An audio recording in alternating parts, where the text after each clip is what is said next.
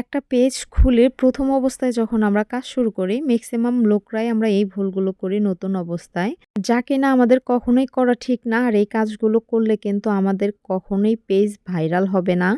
আপনারা যারা Facebook থেকে টাকা আর্নিং করতে চান বা একটা আইডি খুলে কাজ শুরু করেছেন, অবশ্যই আপনারা কাজ শুরু করার আগে Facebook কমেডি গাইডলাইন সম্পর্কে জেনে নেবেন। আসলে Facebook কমেডি গাইডলাইন সম্পর্কে আমাদের ফার্স্টেই জানা উচিত। আমরা কাজ শুরু করার আগে যদি আমরা গাইডলাইনগুলো জেনে কাজ করি, বুঝে কাজ করি, তাহলে কিন্তু সফলতা খুব দ্রুতই আসবে। আর যদি না জেনে কাজ করি তাহলে কিন্তু প্রথম অবস্থায় আমাদের পেজের আমরা ১২টা বাজিয়ে দেব। তাহলে কিন্তু কখনোই আমাদের পেজ ভাইরাল হবে না বা আমরা কখনোই Facebook পেজ থেকে টাকা আর্নিং করতে পারবো না।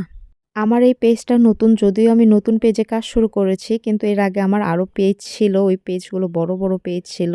আমার ওই পেজগুলো কিন্তু এখন আর আমার কাছে নেই। যেহেতু ফেসবুকে আমরা কাজ করি, আসলে কমেডি গাইডলাইন সম্পর্কে কিন্তু আমাদের বুঝে শুনে জেনে তারপর কাজ করতে হবে। না হলে কিন্তু কখনোই ফেসবুক থেকে সফলতা পাওয়া সম্ভব না। আপনারা অনেকেই ভাবেন কাজ করতেছি, গাইডলাইন সম্পর্কে পরে জেনে নেব।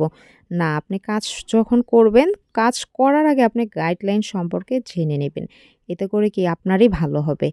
আমি এখানে যে নতুন আমার এই পেজটা খুলেছি, আমি দেখেছি আমার মতন নতুন আরও অনেকেই যারা আছেন, তারা প্রতিনিয়ত এই ভুলগুলো করে যাচ্ছেন। যা কিনা এটা আপনার জন্য খুবই ক্ষতিকর, আমারও ক্ষতি করছেন।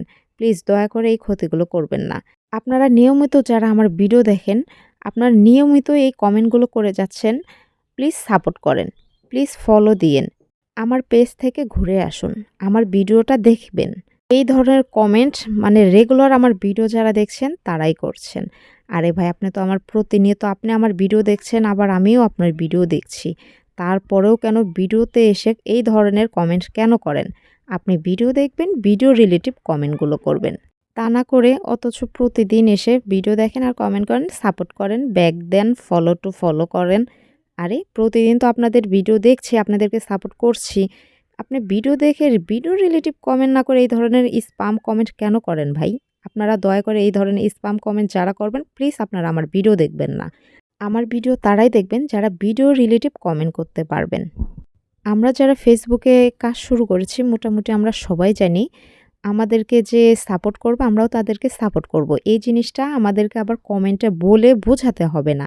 এখনকার মানুষ এতটাও বোকা নয় যে তাকে বলে, বলে বোঝাতে হবে।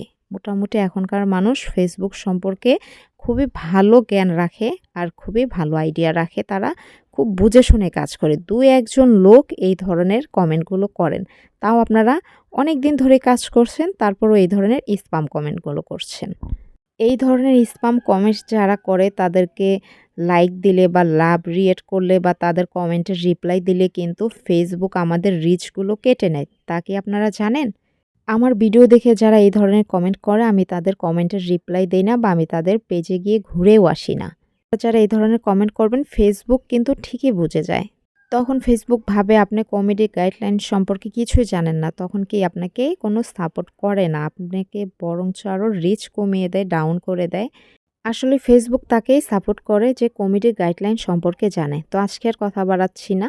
আজকের ভিডিওটা এখানেই শেষ করে দিচ্ছি। ভিডিওটা যদি ভালো লেগে থাকে অবশ্যই টাইমলাইনে শেয়ার করে দিতে পারেন। যাতে করে যারা এই ভুলগুলো করছে তারা যেন এই ভুলগুলো আর না করে। ভিডিওটা ভালো লাগলে ফলো দিয়ে দিবেন। তো আজকে এই পর্যন্তই। সবাই ভালো থাকবেন। আল্লাহ হাফেজ।